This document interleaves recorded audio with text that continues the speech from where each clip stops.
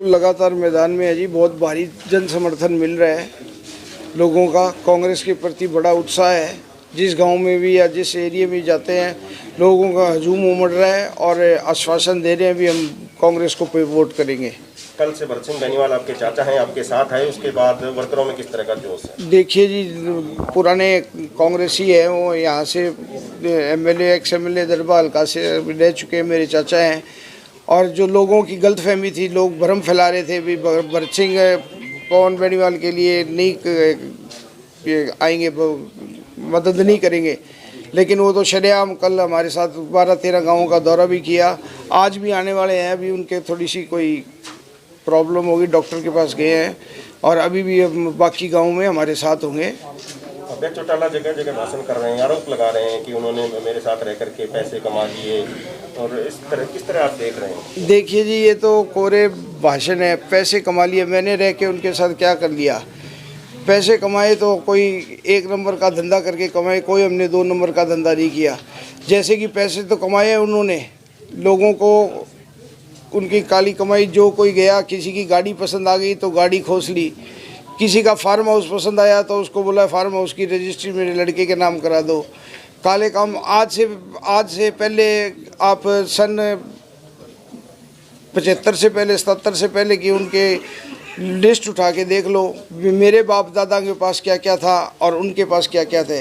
ये सारी काली कमाई उनके सीएम बनने के बाद हुई है। सीबीआई की रेड मेरे यहाँ तो नहीं पड़ रही, सीबीआई की रेड उनके यहाँ पड़ रही है, ईडी की रेड उनके यहाँ पड़ रही है, फार्म हाउस उनके सील हो रहे हैं, फ्लैट उनके सील हो रहे हैं गुड़गांव में, और उनको रोज़ डेली के नाम सीबीआई कोर्ट के दफ्तर चक्कर काटने पड़ रहे हैं। मेरे को तो नहीं काटने पड़ रहे। क्यों? इसमें हमने क्यों कोई काली कमाई नहीं की। हमने साफ़ सुथरी अगर कोई करी है तो मेरे खेती का काम है, खेती के काम से। और मैं आपको बता देता हूँ, जब वो यहाँ पे सोनीपत वगैरह पढ़ते थे, मैं उस टाइम सन 72-73 में मेरे को मेरे घर वालों ने मसूरी पढ़ाया था। हम सारा परिवार मसूरी पढ़े हुए परिवार है। जो उस टाइम लोग मंसूरी कहते थे, उस टाइम हम मसूरी पढ़े हुए परिवार है। सारा पढ़ा लिखा परिवार है हमारा। ये तो कहने की बातें हैं। और जो अगर वो कहते हैं भी अगर मैंने ऐसे किया, इसका मतलब तो सरगना तो वो ही हुए, डाकुओं के सरगना तो वो ही हुए। अगर मैंने कहीं पे कोई गलत काम किया उनके यहाँ, वो कहते हैं मैंने पैसे कमवा दिए, तो इसका मतलब तो सारों के सरदार तो वही हुए, उनके हेड हुए सबके।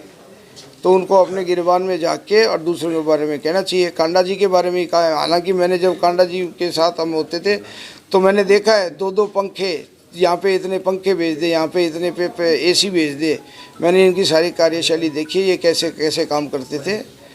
आप भाजपा में रहे हैं 7 साल और बीजेपी लगातार विकास का दावा कर रहे हैं। कल भी मुख्यमंत्री मनोहर लाल खट्टर का बयान आया है। भाजपा के विकास को आप धरातल पे किस तरह से देख रहे हैं? ऐसे है जी, भाजपा ने बिल्कुल कोई विकास नहीं किया हमारे यहाँ। देखो, अगर कोई एक आधी गली बना दी है तो उसको मैं विकास नहीं मानता। विकास होते हैं कोई बड़ा कॉलेज, कोई बड़ा हॉस्पिटल, कोई बड़ा कॉलेज। और जो हमारी मेन एरिया की समस्या है, सेम की जो समस्या है, उसके लिए कुछ नहीं किया। कोरे आश्वासन देके, झूठे के नाम सीएम अनाउंसमेंट करके। एक जो हमारी नहर है मंगाला डायरेक्ट, जो जमाल से आगे 5 किलोमीटर की उन्होंने मंजूर की थी। और एक शेरावाड़ी ओट्टू चैनल है, लिंक चैनल, जो वहाँ से जोड़ना था। लाला लाजपत राय यूनिवर्सिटी का रीजनल सेंटर मंजूर किया। सिवाय घोषणाओं के कुछ नहीं है जी, कोरी घोषणाएं की। इसीलिए मैंने दुखी हो गए और किसानों के संगठन में जाके, शहीद आजम भगत सिंह पार्क में जाके मैंने कांग्रेस के बीजेपी छोड़ के और कांग्रेस में शामिल हुआ। और बहन जी ने और शीर्ष नेतृत्व ने कांग्रेस के मेरे में आस्था व्यक्त की, मेरे को टिकट दी। मैं उनका आभारी हूँ और मैं लोगों के पास बड़ी निम्न तरीके से हाथ जोड़ के और झोली फैला के वोट मांगता हूँ। एक वोट कांग्रेस पार्टी को दे। 30 तारीख को जो एक वोट है, हाथ के निशान के आगे वाला बटन दबा के और मेरे को कामयाब करें। बार सुनने में आया था, आपने भी कहा था कि चोपटा में जो सेम की समस्या, उसके लिए 98 करोड़ रुपए रिलीज हुए थे 3 साल पहले, और अभी तक वो नहीं पहुंचे हैं। तो ऐसे में वो कहाँ चले गए? वही तो मैं कह रहा हूँ ना, वो कोरे आश्वासन थे।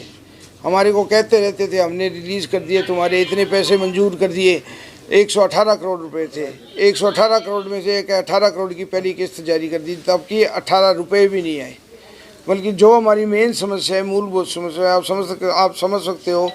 30 साल से जो सेम की समस्या है, जो अच्छे घर थे, जो कहते को आते घर थे, उनको दिहाड़ी मजदूरी पे आ गए। रिश्तेदारों से तूड़ी जो होती है रिश्तेदारों से मांग के और डंगरों के लिए लेके आते हैं। ये इतनी भव्य और इतनी खतरनाक स्थिति हो चुकी है।